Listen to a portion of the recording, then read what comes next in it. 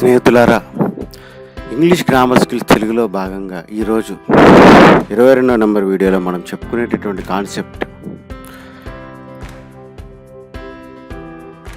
Direct objects. అసలు direct objects అనగానేమి? ఒక సెంటెన్స్ అనేది మనం రాయిచున్నప్పుడు యాక్చువల్గా ఒక సబ్జెక్ట్ పాత్ర ఏంటి, ఒక వెర్బ్ పాత్ర ఏంటి అనేది మనం చూసాము ఇప్పటిదాకా.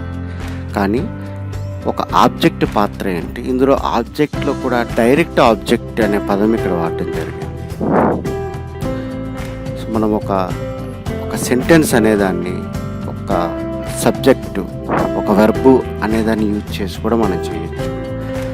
కానీ ఇక్కడ జరిగేది ఏంటంటే ఆ యొక్క వెర్బు యొక్క చెప్పే పనిని ఆ యొక్క సబ్జెక్ట్ అనేది ఇక్కడ పెర్ఫామ్ చేయాలి అనేది వరకే మనం చెప్పుకొని ఉన్నాము. కానీ ఆ యొక్క యాక్షన్ ఏదైతే వెర్బ్ ద్వారా సూచించబడిందో దాన్ని ఎవరు రిసీవ్ చేసుకుంటారు అనే దాని గురించి మనం మాట్లాడుకోలేదు.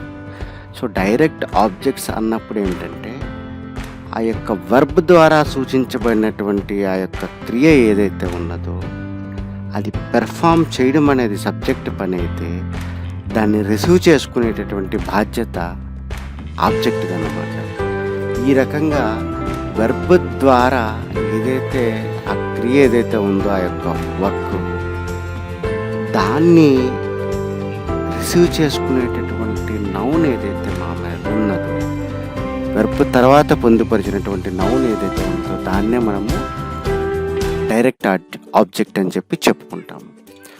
ఇక్కడ మనం ఒక ఉదాహరణ అనేది మనం చూసినప్పుడు ఒక చిన్న స్టేట్మెంట్ మనం వాడదాము. గగన్ లవ్స్ ద పూల్ అనేది ఇక్కడ మనం వాడాము. సో ఇక్కడ గగన్ అనేది ఒక సబ్జెక్ట్ నౌన్ అవుతుంది. ఈ లవ్స్ అనే దాంట్లో వెర్బ్ అనేది ఉన్నదన్నమాట. ఆబ్జెక్ట్ నౌన్ ద పూల్ అనే దానికి మనం ఇక్కడ ఆబ్జెక్ట్ నౌన్ అనేది ఇవ్వడం జరిగింది. ఇంతకుముందు మనం చెప్పుకునేటువంటి ఉదాహరణలో గగన్ లవ్స్ ఒక ఫుల్ స్టాప్ పెట్టినప్పుడు అది ఒక స్టేట్మెంట్ కింద గుర్తింపబడుతుంది. ఎందువల్లనంటే ఒక సబ్జెక్టు ఒక వెర్బు ఉండి ఒక మీనింగ్ఫుల్గా ఒక సెంటెన్స్ ఉన్నప్పుడు మనం దాన్ని ఒక స్టేట్మెంట్ కింద పరిగణిస్తాము. కానీ ఇక్కడ మనం we are extending the statement. Verb తర్వాత మనం ఎక్స్టెన్షన్ అనేది చేయడం ద్వారా ఈ యొక్క ఆబ్జెక్ట్ అనేది మనం యాడ్ చేస్తున్నాము. సో ఇక్కడ మీరు చూడండి మిత్రులారా, ఒక సబ్జెక్ట్ నౌన్ అనేది ఎప్పుడు వెర్బ్ ఏదైతే చెప్పిందో దాన్ని పెర్ఫామ్ అనేది చేస్తుంది అన్నమాట. ఒక ఆబ్జెక్ట్ నౌన్ ఏదైతే ఉన్నదో అది ఆ యొక్క యాక్షన్ ఏదైతే సబ్జెక్ట్ చేసిందో దాన్ని రిసీవ్ చేసుకుంటుంది అన్నమాట ఆబ్జెక్ట్ నౌన్ అనేది. సో పైన ఉదాహరణలో గగన్ అనున్నది ఒక ప్రాపర్ నౌన్. ఇది యాక్షన్ ఆఫ్ లవింగ్, లవ్ చేయబడుట అనే యాక్షన్ని పెర్ఫామ్ చేయుచున్నది. అంటే వెర్బ్ ఏంటండి ఇక్కడ లవ్. సో ఆ లవ్ అనేది పెర్ఫామ్ చేయడానికి ఇక్కడ గగన్ అనేటటువంటి ఒక సబ్జెక్ట్ని మనం వాడడం జరిగింది. అదే రకంగా పైన ఉదాహరణలో ద పూల్ అనున్నది ఒక కామన్ నౌన్. ఇది directly receives the action expressed by the verb loves. Verb తర్వాత చేర్చబడింది మరియు వెర్బ్ ద్వారా సూచించబడిన యాక్షన్ని సూటిగా తీసుకుంటుంది. It receives the action. Verb ద్వారా సూచించబడినటువంటి యాక్షన్ ఏదైతే ఉన్నదో అది ఒక సబ్జెక్ట్ ద్వారా పెర్ఫామ్ చేయబడుతుంది. దాన్ని డైరెక్ట్గా రిసీవ్ చేసుకునేది ఆబ్జెక్ట్ అన్నమాట. సో మనం ఒక డెఫినిషన్ అనేది ఏ రకంగా చెప్పుకోవచ్చు. Direct object is a word or group of words that directly receives the action expressed by the verb. Direct object అన్నది ఒక వర్డ్ ఉండొచ్చు, గ్రూప్ ఆఫ్ వర్డ్స్ ఉండొచ్చు, అవి ఒక నౌన్స్ అయి ఉంటాయి. The directly receives the action expressed by the verb. Verb ద్వారా సూచించబడినటువంటి ఆ యొక్క యాక్షన్ యొక్క అవుట్పుట్ని తీసుకోవడం అనేది జరుగుతుందన్నమాట. సో మనం పైన చెప్పుకున్నటువంటి ఎగ్జాంపుల్లో డైరెక్ట్ ఆబ్జెక్ట్ అనే దాన్ని గగన్ లవ్స్ ద పూల్ అన్నప్పుడు ద పూల్ అనేది ఇక్కడ డైరెక్ట్ ఆబ్జెక్ట్ అనేది అయింది. అదే రకంగా ఇక్కడ మనము ఒక 2 కొత్త మాటలు మనం మాట్లాడుకుంటాం. అదేంటంటే వర్బ్స్ అని మాట్లాడుకుంటున్నాము, కానీ యాక్షన్ వర్బ్ అనేది కూడా మాట్లాడుకుంటాం అప్పుడప్పుడు. ఈ యాక్షన్ వర్బ్ అన్నప్పుడు అది ఏం సూచిస్తుంది? యాక్షన్ వర్బ్ అన్నప్పుడు ఎందుకు ప్రత్యేకంగా యాక్షన్ అనేది మనం వెర్బ్కి యాడ్ చేసాం? So verbs that can take direct objects are called action verbs. అంటే ఒక సెంటెన్స్ తీసుకునేటప్పుడు ఒక సబ్జెక్టు వెర్బ్తోనే ఎండ్ అయ్యే సందర్భాలు చాలా ఉంటాయి, కానీ కొన్ని సందర్భాలలో we can extend the sentence after verb. ఆ యొక్క వెర్బ్ తర్వాత కూడా కొన్ని పదాలు చేర్చడం వల్ల ఆ యొక్క యాక్షన్ ఏం రిసీవ్ చేసుకుంటాయని మనం చెప్పగలుగుతాము. ఆ రకంగా వెర్బ్ తర్వాత కూర్చబడినటువంటి ఆ యొక్క పదాలు ఏవైతే ఉన్నాయో అవి ఆ యొక్క వెర్బ్ యొక్క అవుట్పుట్ని తీసుకుంటుందన్నమాట, రిసీవ్ చేసుకుంటాయి. సో అందువల్ల వెర్బ్ తర్వాత ఉన్నటువంటి నౌన్స్ ఉండేటట్టే, అంటే ఆ యొక్క యాక్షన్ ఏవైతే రిసీవ్ చేసుకుంటున్నామో ఉండేటట్టయితే ఆ యొక్క వర్బ్స్ని యాక్షన్ వర్బ్స్ అని చెప్పడం జరుగుతుంది.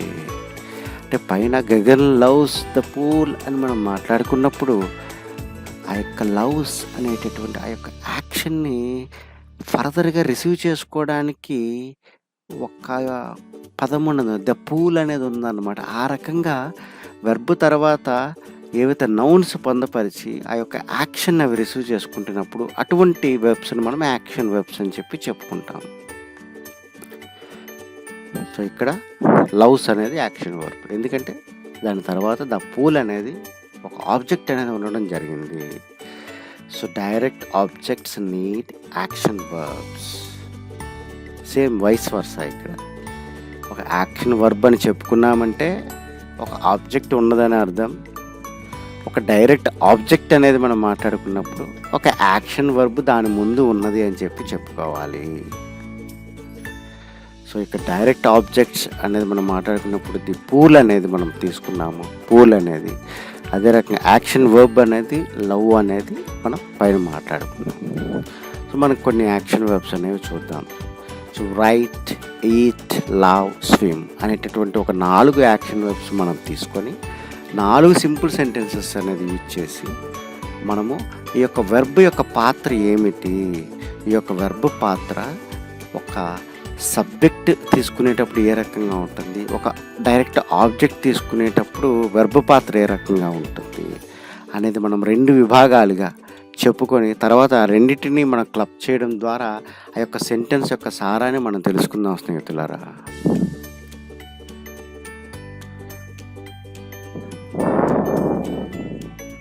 సో స్నేహితులారా, ఇక్కడ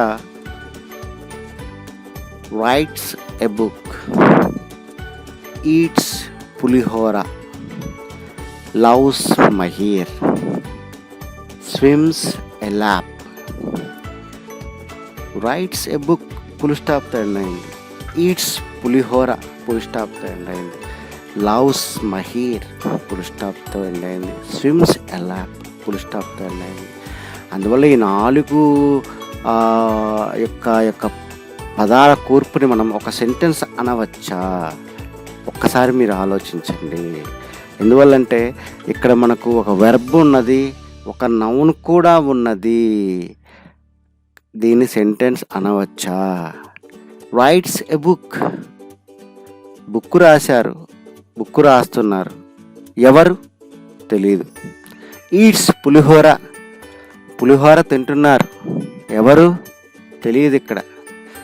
లవ్స్ మహీర్, మహీర్ని లవ్ చేస్తున్నారు, కానీ లవ్ చేసేవారు ఎవరో ఇక్కడ తెలీదు. స్విమ్స్ ఎ ల్యాప్, ఒక ల్యాప్ అంత ప్రయాణము స్విమ్మింగ్ చేస్తున్నారు, ఎవరో తెలియదు. అందువల్ల ఇక్కడ ఒక వెర్బ్ అనేది ఉంది, ఒక నౌన్ అనేది మనం చెప్పడం జరిగింది, కానీ దీన్ని సెంటెన్స్ అనగలమా స్నేహితులారా? అనలేము. ఎందువల్లనంటే ఆ యాక్షన్ ఎవరు పెర్ఫామ్ చేస్తున్నారు ఇక్కడ మనకు తెలియటం లేదు.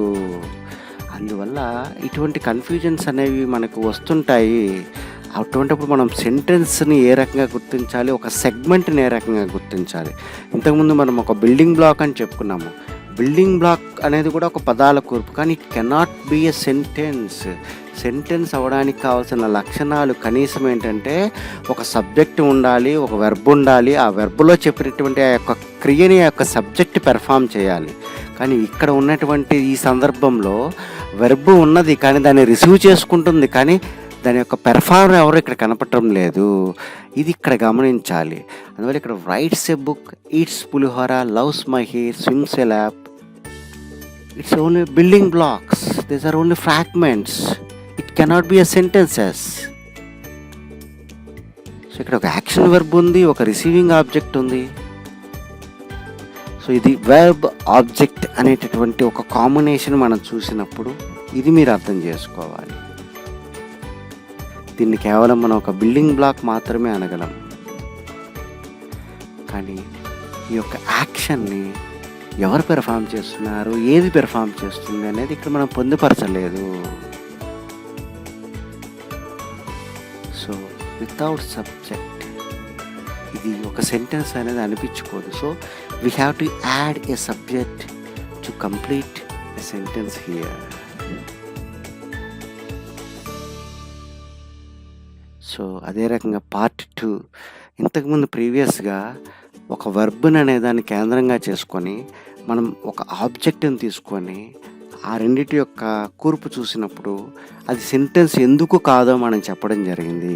ఇప్పుడు కేవలం ఒక వెర్బ్తో ఒక సబ్జెక్ట్ని పొందుపరిచి ఒక ఆబ్జెక్ట్ అనేది లేకుండా మనం ఒక్కసారి చూద్దాము.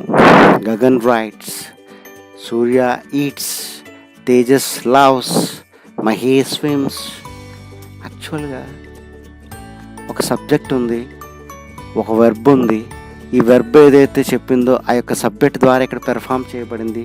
ఒక సెంటెన్స్ అనేది ఇక్కడతో ఆగవచ్చు. It can be a sentence. Gagan writes, ఒక పులి స్టాప్ అనేది పెట్టడం వల్ల అది ఒక సెంటెన్స్ అనిపించుకుంటుంది. సూర్య ఈట్స్, ఒక పులి స్టాప్ పెట్టడం వల్ల ఇది సెంటెన్స్ అనిపించుకుంటుంది.